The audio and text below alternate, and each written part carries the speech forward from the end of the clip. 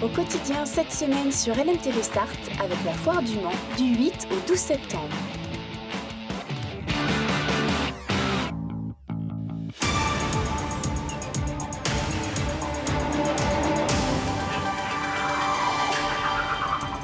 Bonsoir à tous, ravi de vous retrouver dans ce journal présenté ce soir par Hélène Galliana. Bonsoir, chère Hélène. Bonsoir Aurélien, bonsoir à tous, ravi de vous retrouver. Au sommaire de cette édition, Radio Associative recherche service civique désespérément. Alors que ces dernières années, les postes étaient rapidement pourvus, depuis quelques mois, les candidats manquent à l'appel. On ira voir pourquoi. Les ATSEM sont en colère, elles sont en grève ce lundi pour demander des augmentations de salaire. Et puis direction Savigny-l'Évêque, après 2 annulations ce week-end, c'était le retour du comice agricole du Giennois Bilurien. Et l'invité de votre journal ce soir, Hélène ? Manger local, quelles évolutions et opportunités pour demain ? C'est la question à laquelle se penche le président de la communauté de communes Val de Sarthe lors d'une conférence ce jeudi 15 septembre. Emmanuel Franco est sur notre plateau pour en parler. Les radios sartoises en manque de volontaires et on en parle ce soir. Et oui, la rentrée passe et plusieurs radios continuent de lancer un appel à candidature pour des volontaires en service civique. Celles et ceux qui ont entre 18 et 25 ans sont invités à rejoindre leurs équipes pour des missions d'animation mais aussi de communication. Mais alors que ces dernières années, les postes étaient rapidement pourvus, cette année, les candidatures manquent tout simplement à l'appel. Alors le service civique s'essouffle-t-il ? C'est la question que s'est posée Anthony Piton. Il est 11h47, bienvenue sur Fréquency et 97.9 FM. Les métiers de la radio attirent-ils toujours ? Dans cette structure associative, la question se pose. En septembre, William Foss recrute les volontaires en service civique. Et d'habitude, les candidatures sont nombreuses. Mais cette année, pas de candidats. 2 personnes en moins, oui, ça se voit quand même, puisqu'il y a des petites capsules de météo, des choses comme ça qu'on leur fait faire, de l'aide, un soutien pour les événements, c'est assez important sur les choses qui sont assez longues à préparer et contacter les gens. Ni stagiaire ni salarié, le volontaire en service civique a un statut à part entière. Un contrat de 8 mois d'au moins 24 heures hebdomadaires indemnisé 600 € et qui sert souvent de tremplin pour des jeunes âgés de 16 à 25 ans. Notre radio Fréquencier propose 2 services civiques. Valentin Monnier est passé par une mission de service civique avant d'être embauché par la radio Fréquencier. D'un point de vue économique, je peux comprendre que gagner 600 € pour 25 heures, 30 heures de travail, ça pose un problème. Je peux comprendre que si on a besoin de se loger et qu'on ne gagne que 600 €, eh bien, il ne reste plus beaucoup à la fin du mois. Au Mans, pénurie de volontaires aussi pour Radio Alpa. Depuis une dizaine d'années, la radio compte pourtant sur eux pour appréhender des cases d'animation l'après-midi. Ça interroge, évidemment. Est-ce qu'il y a trop de missions aujourd'hui et donc, de fait, il y a une telle offre que les jeunes ont un large choix ? Est-ce que les jeunes, finalement, aujourd'hui, le service civique, ça les a intéressés sur une certaine génération, ça les intéresse moins aujourd'hui ? Est-ce qu'à un moment, le volontaire en service civique a été utilisé comme celui qui donnait le café, etc. En gros, c'était pas très attractif de faire un service civique. On peut aussi se poser cette question-là. Selon les chiffres du dernier rapport de l'Agence du service civique, le regard des jeunes sur leur expérience est globalement positif. Pourtant, pour la majorité d'entre eux, le dispositif n'est pas assez reconnu par le système éducatif, les entreprises et le monde professionnel. Une grève des ATSEM en ce premier lundi de rentrée. Elles sont environ 300 en Sarthe à exercer cette profession et ce sont uniquement des femmes. ATSEM, ça veut dire agents territoriaux spécialisés dans les écoles maternelles. Une trentaine d'entre elles participaient à la grève nationale ce lundi à l'appel de plusieurs organisations syndicales. Le rendez-vous était fixé devant la mairie d'Allonne. Leur principale revendication, un dégel du point d'indice d'au moins 10%. Anthony Piton. Assister la maîtresse dans ses activités, accueillir les enfants, les accompagner aux toilettes, surveiller la récré, mais aussi encadrer les élèves pendant les repas à la cantine et après ça faire le ménage dans la classe. Les journées des ATSEM sont interminables. Et tout ça pour un salaire entre 1 300 et 1 800 € selon l'ancienneté. Si vous regardez les grilles de catégorie C, on est quasiment payé au SMIC pour faire ce travail important pour l'enfant et la collectivité, quoi. Le SMIC, c'est vraiment, c'est pas grand-chose. Les ATSEM demandent aussi à être une par classe pour pouvoir faire leur travail correctement. Elles n'arrêtent pas d'aller d'une classe à une autre, d'une classe à une autre. C'est épuisant. Et puis, depuis 2 ans, les enfants de 3 ans doivent être accueillis à l'école, propre ou pas propre. ça veut dire qu'il faut très souvent les emmener aux toilettes, les changer, parce que on ne peut pas les laisser dans le pipi. Donc c'est vrai que les conditions sont plus pénibles qu'avant. Les ATSEM prévoient d'ores et déjà une autre journée d'action. Ça sera le jeudi 29 septembre. L'alimentation locale, on en parle ce soir avec l'invité de notre journal. Hélène, vous recevez Emmanuel Franco, le président du pays Vallée de la Sarthe. Bonsoir Emmanuel Franco, merci d'être avec nous. Vous êtes ici ce soir pour parler d'une soirée qui a lieu le 15 septembre à Alouet. À destination de tous, c'est important, la thématique.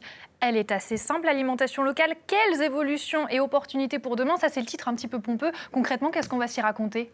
On va s'y raconter beaucoup de choses et on espère que les citoyens vont répondre nombreux, mais déjà, même si déjà le nombre d'inscrits est assez important, c'est un véritable sujet qui rentre pleinement dans la problématique de lutte contre le changement climatique, parce que l'alimentation est quelque chose d'important, c'est quelque chose qui est aussi consommateur d'énergie, puisque pour venir aller faire ses courses dans les grandes surfaces, on prend sa voiture. Pour produire des denrées agricoles, eh bien, on utilise, nos agriculteurs utilisent de l'énergie. Et pour amener ces denrées dans les commerces, il y a aussi... Donc, on s'est dit qu'il y avait vraiment un enjeu de réduire nos consommations d'énergie, donc de réduire notre production de gaz à effet de serre en travaillant sur l'alimentation. Et c'est de faire une concertation aussi pour voir où est-ce qu'il manque certaines professions et peut-être aussi venir pallier certains domaines qui seraient à la peine. Il y a en effet le projet alimentaire agricole territorial, ce qu'on appelle le PAAT, un nom barbare, mais en tous les cas qui décline plusieurs thématiques, dont la transmission, mais aussi dont la création de filières nourricières. On se rend bien compte que sur le pays Vallée de la Sarthe, qui comporte 3 communautés de communes, que sont la communauté de communes du pays sabolien, la communauté de communes de Loué-Brulon-Noyen, LBN, et la communauté de communes du Val de Sarthe, on voit bien qu'il y a des manques par exemple en maraîchage.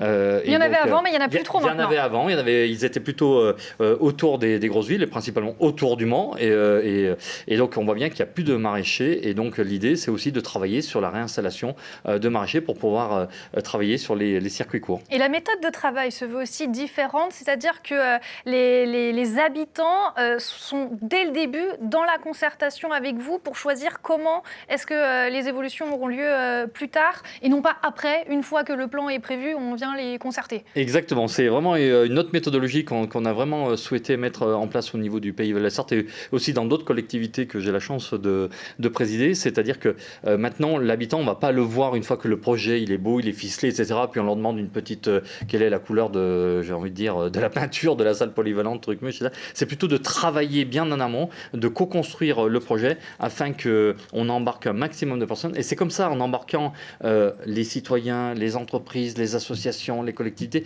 qu'on va véritablement faire changer les choses parce qu'on est face à des enjeux trop importants. Pourquoi avoir pas pensé à faire ça avant, plus tôt, il y a quelques années ? Écoutez, en tous les cas, on commence, c'est pas, je pense, parce que c'était notre méthodologie, c'est-à-dire que les élus travaillaient, faisaient des projets, etc. Et on venait voir un peu les habitants avant, parce que les habitants, ils étaient là, ils consommaient, on leur dit en gros, les élus, vous occupez de gérer notre cité, et nous, on consomme, on vit, on fait de loisirs. Maintenant, c'est fini ce temps-là. Je pense que ce temps-là, on co-construit les choses ensemble. Bien sûr, la légitimité appartient aux élus, puisqu'ils sont issus du suffrage universel. C'est eux qui vont décider. Mais en tous les cas, il faut embarquer les habitants, les entreprises, les associations. Dès le début, au moins comme ça, je pense qu'on sera plus efficace. Et dès le début, justement, ils pourront être là le jeudi 15 septembre. Le Forum citoyen alimentation locale, quelles évolutions et opportunités pour demain, à partir de 18h au Centre culturel Courménil de Loué. J'ai tout résumé. Merci beaucoup Emmanuel Franco. Merci à vous. Un bon anniversaire à Emmanuel Franco, dont c'est l'anniversaire ce soir. Merci. Quel bel anniversaire que de le passer dans le journal de LMTV Sarthe. Allez, après 2 annulations, c'était le grand retour ce week-end du comice du Génois Bilurien. Savigny-l'Évêque a accueilli beaucoup de visiteurs. Pas moins de 180 exposants et éleveurs étaient présents, comme vous le voyez sur ces images. Dimanche, c'était aussi la fête du cheval. Et cette année, le percheron était particulièrement bien représenté. Les éleveurs sont nombreux. En Sarthe, tous partagent la même passion pour cette race en voie de disparition. Comme nos amis du Perche et de l'Orne, le département continue de défendre les qualités exceptionnelles de cet équidé Laure Girard. De retour d'une démonstration au comice de Savigny-l'Évêque, Justy Després nous montre toute l'étendue de ses qualités. Gentil comme tout. Calme, elle a peur de rien. Et c'est son premier carrousel et ça va nickel. Le cheval de trait est un cheval à sang-froid. Donc c'est très calme. Et une fois qu'il a confiance en l'homme et machin, et voilà, c'est acquis. Et c'est bien ce qui caractérise le percheron, une race utilisée pour le travail des champs et de la vigne jusqu'au début des années 60. Aujourd'hui, son élevage n'est plus utilitaire, mais de loisir. Cette jument-là, elle a aussi la robe que tout le monde recherche plus ou moins, c'est le pommelé. C'est les petites taches blanches parmi la robe grise foncée. Il y a des nuances de gris en fait, et plus le percheron vieillit, plus il blanchit. Et là en fait, elle est dans sa robe de noces, comme on veut dire. Justy Després fait partie des petits modèles de percherons. Entendez, moins d'1 tonne pour un peu moins d'1,70 m au garrot, tout de même. Et comme ses voisines, elle aime communiquer. Ah, voilà. Donc là, si vous voulez, elle appelle ses congénères aussi. Et elle dit, j'ai un beau bébé. Ah oui, elle nous le présente. Elles sont à la fois affectueuses, hein, mais enfin jalouses aussi, hein, possessives. Mais pour se lancer dans cet élevage, une condition est requise, avoir de la place. C'est quand même un animal qui mange plus de 80 kilos par jour. Donc il faut avoir beaucoup d'herbe pour pouvoir le nourrir, de l'espace pour le tenir et de la passion. Car le percheron a besoin du contact de son éleveur pour s'épanouir au mieux, une collaboration ancestrale que ces Sartois font perdurer. Et puis si vous l'avez manqué pendant le week-end, seconde chance, ça va se passer ce week-end à la Foire du Mans. Vous pourrez retrouver justement le syndicat sartois du cheval percheron lors de ce week-end, la Foire du Mans. Un mot de sport à présent, Hélène. Le Normand Arthur d'Horizon s'est imposé sur le circuit international de karting ce week-end dans sa catégorie. Et le jeune homme de 14 ans a carrément réalisé une remontada. Il faut dire que c'était mal parti pour lui après un tête-à-queue, mais ensuite il a réussi à réaliser pas moins de 11 dépassements, se classant ainsi en tête du championnat académie. Une sacrée course, mais il n'a jamais perdu espoir. Écoutez-le au micro d'Amoun Chamsoudine. Une course incroyable. La plus belle course de ma vie, juste extraordinaire.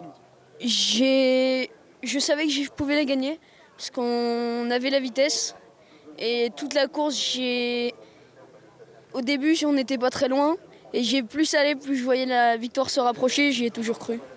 Allez, avant de se quitter, Hélène, une bien triste nouvelle et on va prendre la direction de Évron pour cela. Oui, ils nous ont piqué le record, Aurélien. Les Mayennais détiennent à présent et depuis surtout ce dimanche le record du plus long sandwich de rillettes. Ça s'est passé lors du festival de la viande et ils nous ont pas dépassé un peu. Ils ont carrément pulvérisé l'ancien titre qu'on détrônait. Ils ont fait un sandwich de 241,20 mètres. Alors pour rappel, le nôtre à côté c'était rien, 101 mètres, Aurélien. Voilà, bon, petit lot de consolation quand même et consommation aussi, il y en avait. Pour les aficionados de rillettes, ils s'y retrouveront. Ce record n'a pas été fait avec des rillettes de porc, mais de veau. En effet. Voilà. Donc c'est pas la même chose et de toute façon, les rillettes, clairement, c'est Sartois. C'est ce qu'il faut dire. Le message est passé. Écoutez-nous bien, les Mayennais, c'est à nous évidemment les rillettes. Merci beaucoup. Et rendez-vous l'année prochaine surtout. Oui, évidemment, on va le battre. Combien faut qu'on batte 241 oui, 241. Merci beaucoup Hélène, c'est la fin de ce journal. Une page de pub la météo et on se retrouve juste après avec le boss d'LMTV, Pascal Bruno. À tout de suite.